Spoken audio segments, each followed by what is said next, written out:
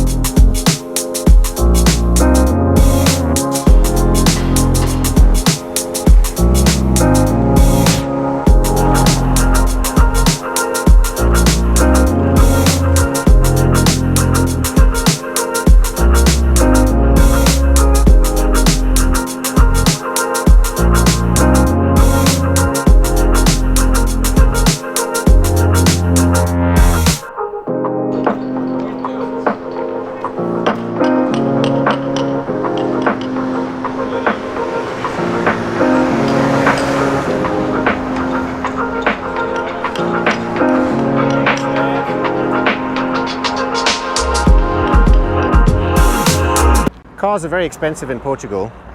We just went past the car dealership just down there, and there was like a 2011 Toyota Corolla for 9,000 and something euros, like 2011. So that car's like 9 years old. So basically our Golf is a, 2013 Golf GT. It's a really nice car. It's got low mileage, really nice 2-litre turbo. It's really light on fuel. It's a good looking car. It's got plenty of life left in it. And in England, if we were to sell it now, we would probably get somewhere in the region of £7,500 to £9,000. But to replace it for the mileage and the age in Portugal, we'd be looking at about 15,000 to 18,000 euros. So it just doesn't make any sense getting rid of it, you know. For the money that we would get back, we would have to buy a piece of crap, 2011 Toyota. Toyota isn't a piece of crap, but come on, it's just a boring car, So basically we're allowed to matriculate one car each, free of charge, free of import tax at least. There is a cost involved because obviously the paperwork costs a bit of money, and the paperwork is very complicated. So you need someone who can speak Portuguese and understands like the bureaucracy of it. And generally speaking, they charge about $500 to do that. Gina's heard of some restaurant that looks like it's got a good breakfast with like sort of avo and tomato and I think like eggs and all of that stuff. So we're going to go and see if we can find this place.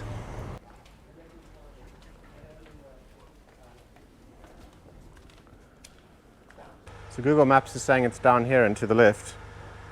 Okay, so we figured out now that it's down in this direction. Google Maps got it wrong. Gina asked one of the shop ladies here who's selling the vegetables.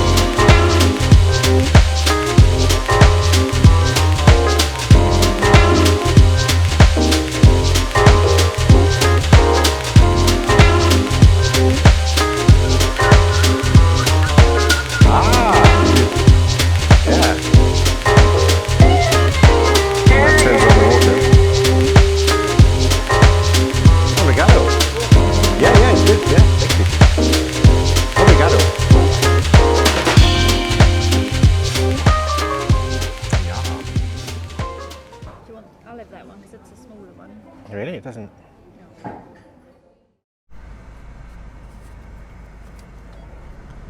Cool. So we're just pulling out of the auto electrician now, and yeah, we've got the lights done. They also had to switch over the fog light at the back, because our fog light was on the right hand side and it needs to be on the left hand side. So fortunately that could just be swapped around without them actually buying a whole new unit. And yeah, and then we've got the boxes for our old lights here, just in case we need to switch them back again, you know. Switchy swatch. With labour we were looking at 599 euros. So the labour was 1.4 hours. They had to replace the lights and switch over the one at the back. And it was for the 2 light units, and then also for 2 bulbs, because the light units didn't come with bulbs. So yeah, so 599 for that part, 500 for the matriculation part, using a person to do it for us. And then I think we probably have to pay 100 and something for the sort of equivalent of MOT in England, which is like the test on the car. But before we do that, we're just going to go to this car wash here, because this car is absolutely filthy. This is what happens when you live on a farm, you know.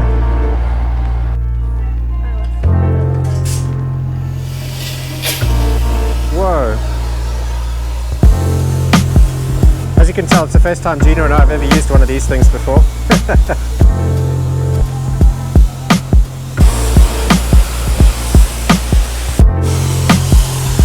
It's like a whole different car. I thought the car was black. It's actually not, it's grey. Jeez. Okay, the car's a little bit cleaner. It's slightly cleaner than absolutely disgustingly filthy.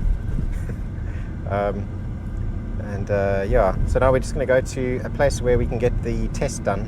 What do they call it here? It's not an MOT, it's called something else, don't they? Or anyway, it's like in England where you have your MOT every year. An inspection, yeah. So we're going to go and get that done. Hopefully now it's 12:04, so hopefully we can get in there before lunch, because I don't really want to hang out for too much longer. I'm a bit tired. Late night.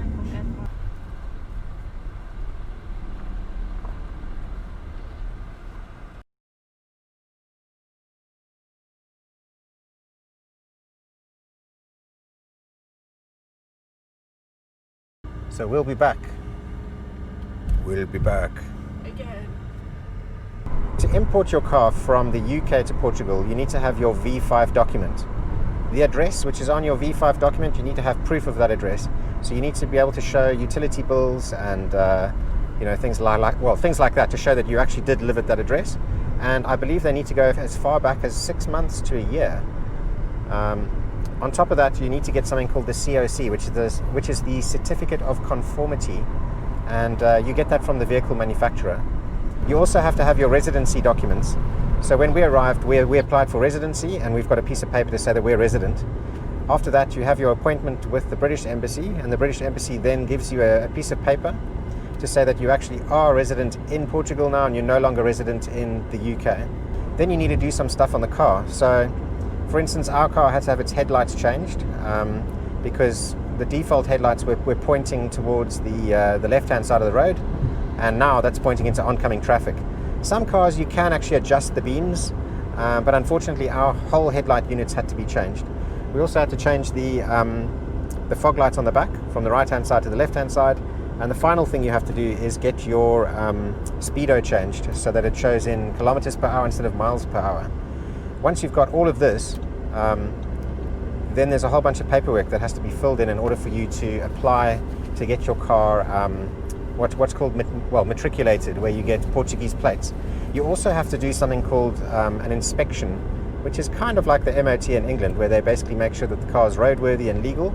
I believe that costs around about 100 euros. I'm not sure of the exact amount. 109 euros, okay. And to get our headlights changed cost $5.99. We've just done those today, and we are paying a guy to do the paperwork and documentation for us because, you know, it's so complicated, and he's charging 500. So in total, we're looking at about 1,200 euros, and our car will be a Portuguese car. It'll have Portuguese plates, and it'll be matriculated.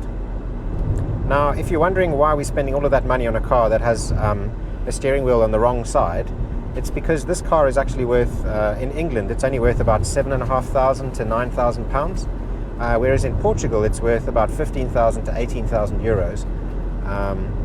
So, you know, it's like if we sold this car in England, we wouldn't be able to replace like for like here in Portugal.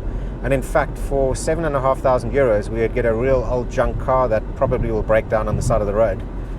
So for us to just spend, you know, €1,200, and we have this really nice car that's, you know, it's going to last us for many years, very reliable, and it's a good car. It seems like a no-brainer. Yeah, just to end it off, if you are moving here from England, and probably other countries in Europe too, I'm not sure if it applies to the rest of the world, you're allowed to import one car free of charge, free of import tax. They have a very high import tax if we wanted to import another car, but each person gets to import one car free of this IMT or whatever it's called, and which can go up into the thousands. But yeah, so you can basically, each person can import one car, but you have to have owned that car for at least 6 months before you became resident in Portugal. So if you are thinking of moving to Portugal and you want to buy yourself, let's say, you know, a nice car because it's cheaper in England, you need to have owned that car for at least 6 months before you register yourself as a resident in Portugal.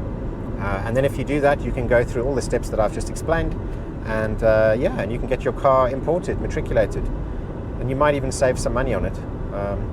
And also, you can probably find left-hand drive cars somewhere in England, and you could buy one of those and then get that imported and matriculated. So yeah, hopefully that's useful info to people out there. Thanks for watching.